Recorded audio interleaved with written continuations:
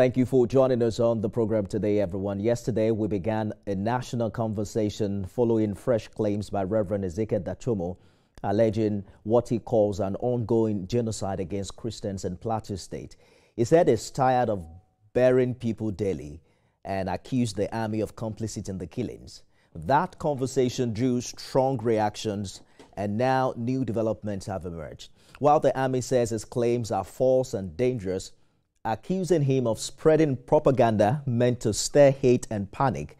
Just recently, troops reportedly recovered a cache of arms and ammunition in Barkin Ladi, reigniting questions about who is arming these groups and how deeply these weapons networks run. At the same time, a visiting special advisor to U.S. President Donald Trump dismissed the claims of Christian genocide in Nigeria, insisting the crisis was more complex than a faith-based conflict, a position that directly contradicts what church leaders like Prophet Isa El-Buba and Reverend Dachomo have maintained in recent days. So tonight, we go beyond the headlines to examine what's really happening on the plateau. What are the facts, the fears, and the failures of trust? Let's bring in retired Brigadier General John Temlong, who is a decorated security strategist, one-time governorship candidate in Plateau, and former commander under the United Nations mission in Sudan. Brigadier General, thank you for joining us on Beyond the Headlines. Thank you very much. I wasn't a commander in Sudan, but I was the pioneer commander of the multinational joint task force. Oh, awesome. Apologies for that mix-up. Let's start with what's new here. This latest discovery of arms and ammunition by the military in Barkin Ladi. From your experience, what does such a recovery tell us about the scale, magnitude, and organization of armed groups on the plateau? Well, thank you very much. I think it goes beyond the plateau. It tells you the magnitude of the proliferation of small arms and light weapons in the country. It is a whole criminal economy that is going on in the country, where you have arms and ammunition are being traded, being made available to criminals who terrorize law-abiding citizens at will with them. One thing we must distinguish is that criminality has no religion, it has no tribe, and it has no sex or any other thing.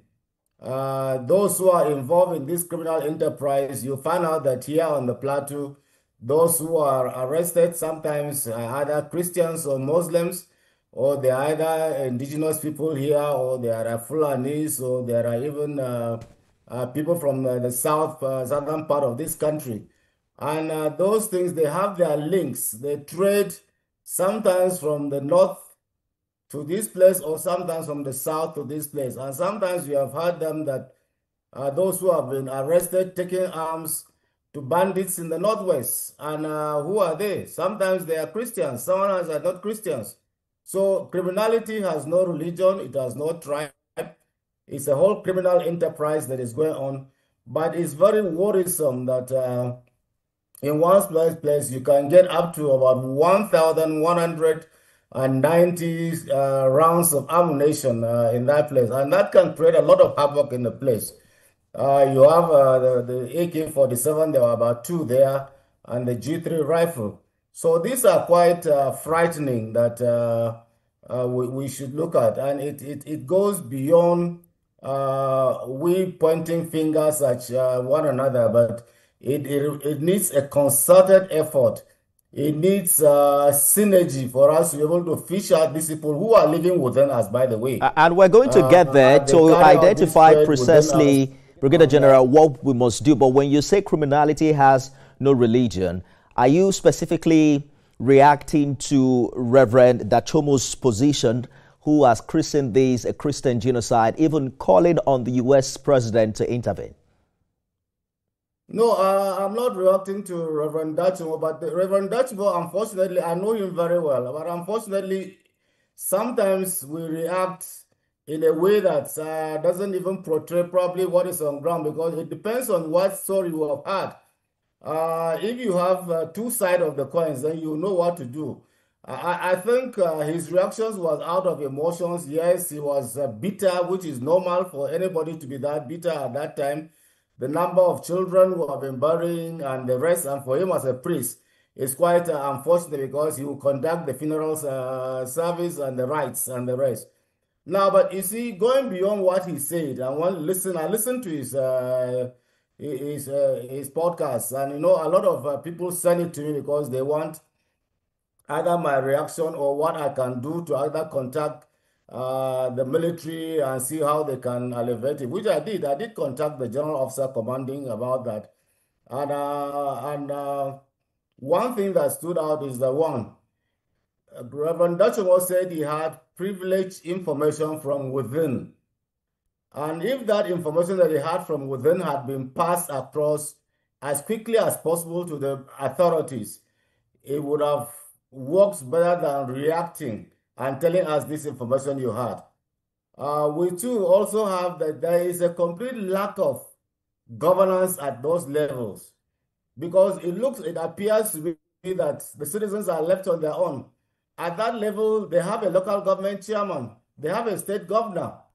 Now, there was no place here that Dutchmo even said he contacted the local government chairman, nor did the local government chairman ever appear during that crisis period, at least to see how he can coordinate with the military authorities and, if need be, talk to the governor, as it were, and then the GOC, from the governor to talk to the GOC. And I asked the GOC, said, did the governor talk to you about those things? And he said no. Because if he had called him that there were attacks going on, which I know he has gotten report through this thing, and if the men on ground had told him this, he would have even made more effort than what his people have this thing, because I'm sure he would have sent reinforcements from his headquarters to even go and reinforce that one based on the weight of what the governor would have told him. Which is highly expected, because we're going to talk about Mr. Governor shortly. I had a guest yesterday who had an interesting position on the role of sub-regional governments in this particular challenge. But I'm interested in what appears a contradiction of realities. The military says it's making progress, but community leaders claim otherwise. Reverend Dutchmo insists the killings have continued unabated. How do we reconcile these two conflicting narratives? These two conflicting analyses, if people actually know what their roles are. Okay, it's that if the community people know what their roles are, and if the governors, if there is governance at that level and they know what their roles are to the community and how they link up with the national security architecture, then you can talk about that. But the reconciliation is that the military, there is no state of emergency declared, you know, in this sort of situation, that you think that the military can take and do all the things that you can do, but there is governance still going on at that level. There's a local government chairman in that local government. There's a state governor in this state who is still in charge of the state. And so at that level, if the community were able to build that capacity to be able to have what it takes to report and do what not, these people move around, they live within. But I tell you, for that incident, you know that something happened. There were killings, there were rustlings of cattle, there were killings. And so if the government had taken proactive measures at that stage to start dosing the temperature at that place, then you would have been able to say, you would have been able to nip this thing at the bud. But when you have killings and when you have rustlings, or when you have people's farms have been destroyed and nothing has been done by the government to ameliorate the situation, no intervention by the government, only the security agencies will go and say, look, so this, and they go away. These people are still hurt. They will plan and come back when the security guys are not there and launch retaliatory attacks, reprisals. So you see, there can be no way that you say, the communities are complacent. Some of them, they even know those who are perpetrating this. They know them. They even know. The thing is that I told you criminality as though tribe, no religion. Some of our boys are involved with them, and some of their boys are involved with ours. And they go about carrying all these heinous things. If we sit down properly and pick up these bad guys and go to the root of it, I'm telling you, we will put this thing behind. It sounds like you're saying that Plateau is coming on this thing at this time. We can actually handle this thing. I tell you, we can handle it. It sounds like you're saying that it is more complex than it is being portrayed. But are you saying precisely that what's happening in Plateau doesn't qualify as genocide? It's more complex than what we're saying. It's more complex. And unfortunately, because the preponderance of us in this place are Christians. And our boys have been involved. They have been arrested here and there too. They are Christians. You know, you can say Christians in court because as a Christian, there are certain things you shouldn't do. Yeah, but there are those who bear, I'm not supposed to judge, but there are those who bear the name as Christians. But in action and whatever they do are not Christians. So also there are those who bear the name and bear the badge of Muslims, that they are Muslims, but their acts and this, they are not Muslims. So it's more complex than what we are looking at it. And I tell you that unless we sit down and talk to ourselves, unless we sit down and look at the root causes and be able to be proactive and be able to provide governance at those lowest levels and up to the state level, we will continue to have this crisis, I tell you. Unfortunately, we have seen a lot of sitting down and a lot of talking in this regard that has not resulted in desired result. You have served in the military for decades. When locals accuse soldiers of bias or even complicity, how does that sit with you? Why is there a deep mistrust or a trust crisis between the army and the people they are meant to protect? There is a trust deficit, one, and we are not talking. When you say talking, is that when you call people and come and have a parley like that? That's not talking. That is a jamboree. They are telling the world that you are talking. But talking goes beyond that, because you go down to the communities and talk to the people and see how you can do this thing. The trust deficit is not even between the army and the rest. I'm telling you, there's a trust deficit even in the criminal justice system, in the governance itself. If not so, why should people take the laws into their hands? Because if there are reprisals and the rest, it means that there is a problem, that people are not, the criminal justice system, governance itself, people do not trust. So they take the laws into their hands. But if there is justice, if there is righteousness, if there is equity, and everybody seems to be equal before the law, and if the law is blind to people, then that trust deficit will go off. So the trust deficit is that when people tell you, say there are fake soldiers, are they soldiers? If you say the man is fake, he's not a real one.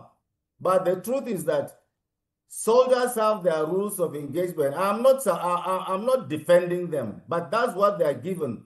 And I've said it and I've told our people, soldiers carry name tags. They are sewn on their listing. Report any of them. No soldier or nobody in uniform will want to be reported to his boss.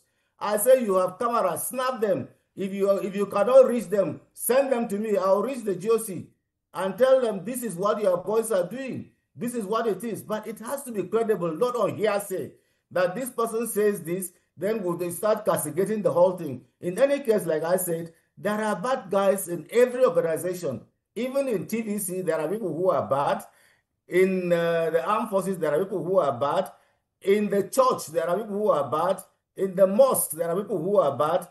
In the market and community, I hear you. They're all over. Apologies for interrupting, and I understand that narrative, but it becomes a challenge when these bad people, do bad things over and over for many years. Even Mr. Governor has called out the Nigerian army in this regard in one of those attacks where he mentioned that how did this happen 200 meters away from a military post. So the challenge really isn't just that there are bad guys. The problem is, why have these bad guys prevailed for so long? And why is this issue coming up again and again without anything being done? We've seen Mr. President was there a few weeks ago, met with religious stakeholders on this same matter, and it appears that there is no end to it. Now, some of these leaders, as you are aware, Brigadier General, are calling on Christians to defend themselves. As a retired Brigadier General, what's your take on that? Does self-defense risk escalating this situation? In the first place, let me correct the false narrative. When you have a checkpoint is not a fighting post. Let's correct this thing first. When they say it's not far from a post, what they are talking about is a roadblock of about how many people there. And it could be that, one, they want to sway them away to move onto a place and then allow arms and ammunition and all those sort of things, terrorists to pass on that road. So they could do that. There are those who are specially equipped and are ready for us to react to these sort of things, not the ones who are static in those places. So when you have that narrative and you think that is the correct thing, is wrong. But shouldn't that also change with our current reality, sir? Let me finish. Well, no, I'm just following up on the point you have made, sir, because if you are saying they are just there to stay, they are not battle ready, and we have instances where attacks happen a few meters away from them, shouldn't that change? Shouldn't that strategy change so that they can be battle ready for such attacks? No, what you are saying is wrong, because they have a task. They are to prevent the movement of arms and ammunition and terrorists along those major routes. Okay? So you cannot change that narrative. The thing is that there are those who are the quick reaction force. They are ready. And that is why there has to be communication between the people, the citizens, and the security. And if you don't have a clear chain of communication, then you run that risk. That, you see, somebody will say he left his house to drive to the headquarters. Is wrong. The STF has given out telephone numbers that you can reach them at anywhere, any place on the state. They have a list of telephone numbers that have been given. But you know, the problem in Nigeria is that once you write or give anything like that, it's as good as being hiding it from people. So I had done an exercise for even our clergy. And I said, okay, close your phones. Write the telephone number of your DPO or the nearest security post near you. And it was a failure, because over 80% of them didn't have that. So, but they are the leaders. So when they strike, people run to them and they expect them to link up with the security. So I think let's get this narrative right and say that this is going on wrongly. When we say engaging, when Mr. President spoke with those leaders, have they cascaded it down to the community level? So you cannot sit down and just say because Mr. President spoke to people last week, and then you say that, has there been any meetings between them, or have they passed those sort of information? To me, he are just telling me what he discussed with them, but I didn't know what they discussed. Right. I was in church that day. I didn't even know what was discussed, because nobody has even told me. So even at my level, I don't even know what was discussed. You are the one telling me now. I hear you. But you know, it leaves us with germane questions about what are the failures within our security architecture that continues to allow these attacks that make them persist despite multiple military operations we've seen in that region. I had a guest yesterday who called out the governor and also questioned how effective subnationals have been in curbing this crisis. Here's precisely what he said. And I'm saying to the people on the plateau, hold your governor responsible. And to the people in the subnational governments, we must all hold our governors responsible. The governors must come to the party. This convenient excuse of the governors saying that they are not chief security officer because they don't have force is true. The governors have command. They sit at the top of the State Security Council. Nifemi, a time is coming where we're going to call these governors out for their what we may class as shenanigans, complete disregard for even the advice of the security agencies they have within their domain.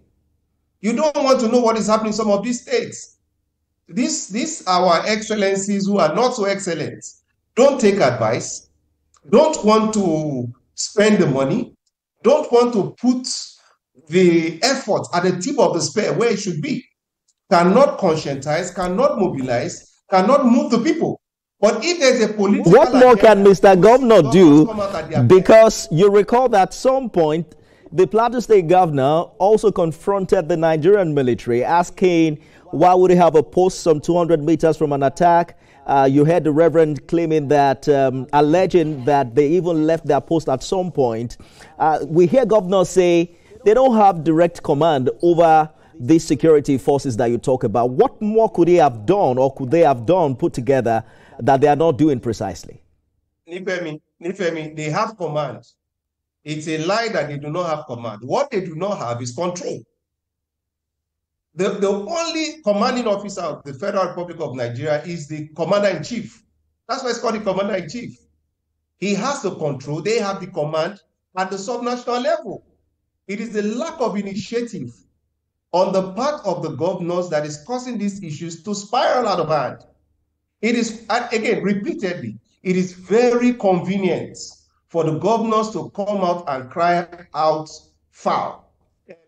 Security consultant Oyekachi Adekoya joins us yesterday. Brigadier General, I want to get your honest reaction to that point. The fact that there are opinions that the governors in this region aren't doing enough.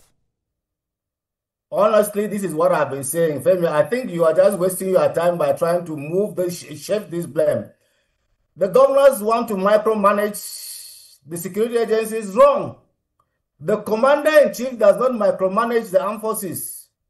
He has related his powers, he delegated his powers to the chief of defense staff and the service chiefs. The governors, like he said, are squarely responsible. And I've told you, don't change that narrative and say there is a military checkpoint of about 5-10 soldiers on the road and expect them to go and meet and leave their posts, and then they come back and then ammunition, terrorists and the rest pass there, and then they go there and tell them, so, oh, the people have gone. That is wrong. The governors, if they are doing what they are doing, like what he said, and I have been preaching this, if you have listened to me, this is not the first time, exactly as if he just said what I've been saying, that they are responsible. Because, look, what I'm talking about is that the communities are left as if they're on their own. Because if the communities have a complete link with their government, then there would have been, at that level, I said, the local government chairman would have gone to that place in the evening, or he would have gone. And the governor should have reacted that night. It's a chain of command and reaction. And you don't have that. You don't govern with absenteeism. Guy, go look, I can bet you my pension that if you go to the local government headquarters today, as at now, not just in Plateau, anywhere, and if you see up to 70% of the local government chairmen in their domain and sleeping there, I'll bet you my pension for November. Go to the states. Listen, go to the states today. And if you have up to 70% or 80% of the state governors in their own state capitals today, I bet you my pension. You cannot run your country, your states in absenteeism. The president, even if you listen, the president begged governor elders to tell their governors to remain in their states and govern. All right. Does it have to get to that state? So why are you pushing the back? There is nothing wrong with the security architecture. What is wrong is governance. A lot of these things are governance problems. I hear you clearly. If they rustle cows, if they kill human beings. Yes. We have completely run out of time, Brigadier General. I'm sure that we'll find time to continue this conversation subsequently. Brigadier General John Temlong, thank you so much for your time and your perspective on the show today. Always my pleasure. Thank you. It appears we're left with more questions than answers, but that's all on Beyond the Headlines. I am Nifemi Ogutoya. See you again tomorrow as we continue to unpack Nigeria's toughest questions, one story at a time.